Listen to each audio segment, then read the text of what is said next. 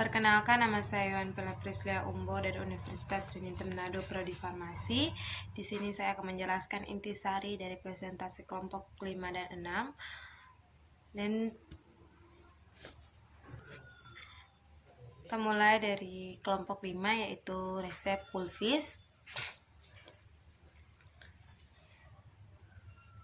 Teknik meracik sediaan pulvis. Serbuk diracik dengan cara mencampur bahan obat satu persatu sedikit demi sedikit dan dimulai dari bahan obat jumlahnya sedikit, kemudian diayak, biasanya menggunakan pengayak nomor 60 dan dicampur lagi. 1. Jika serbuk mengandung lemak harus diayak dengan campuran nomor 44. 2. Jika obat bobotnya kurang dari 50 mg atau jumlah tersebut tidak dapat ditimbang, harus dilakukan pengenceran menggunakan zat tambahan yang cocok.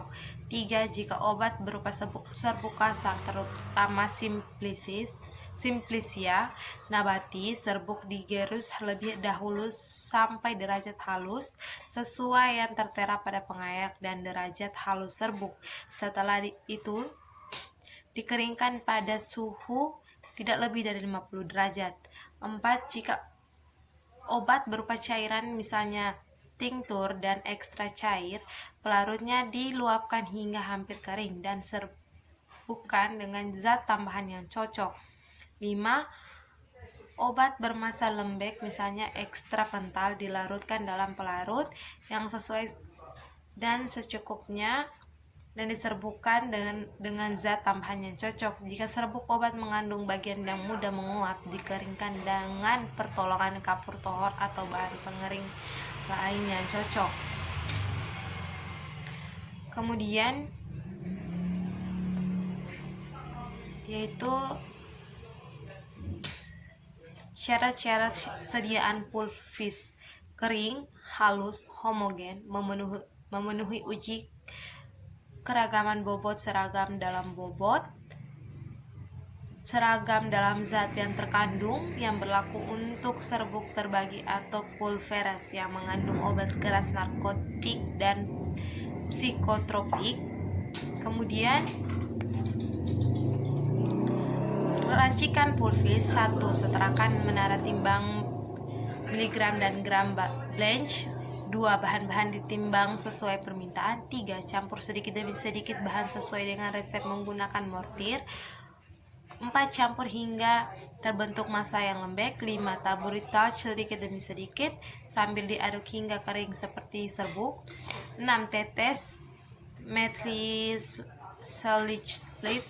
7. Mengaduk hingga rata sambil tambah talc sedikit. Sisa. 8. Melakukan proses pengayakan. 9. Beri etiket dan masukkan dalam wadah pulvis obat luar biru. Kita lanjut, yaitu intisari terakhir, yaitu kelompok 6. Teknik meracik sediaan pulveras.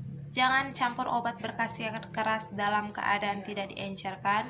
Bila bagian-bagian serbuk mempunyai BJ yang berlainan, masukkan dulu serbuk yang BJ-nya besar, baru kemudian masukkan serbuk BJ-nya rendah dan diaduk.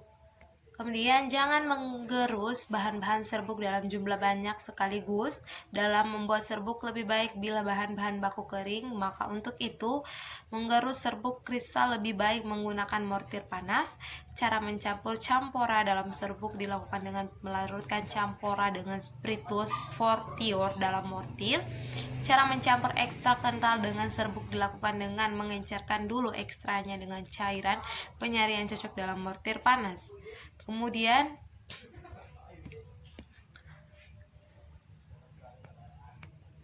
syarat-syarat sediaan pulveras. Secara umum syarat serbuk adalah sebagian berikut: kering, halus, homogen, memenuhi uji keragaman bobot. Kemudian penilaian dan pengujian sediaan pulveras. 1. Timbang isi dari 20 bungkus satu persatu. 2. Campur isi ke 20 bungkus tadi, timbang sekaligus dan hitung bobot rata.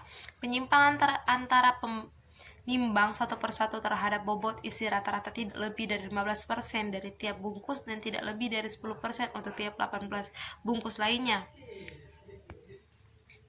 Peracikan resep pulveres, diambil alat dan bahan, diambil masing-masing bahan, isoniazid sebanyak 6 tablet, piridoksin sebanyak 20 tablet, digerus masing-masing bahan tersebut di dalam mortir, kemudian dicampur hingga homogen dan ditambahkan sedikit demi sedikit laktosum.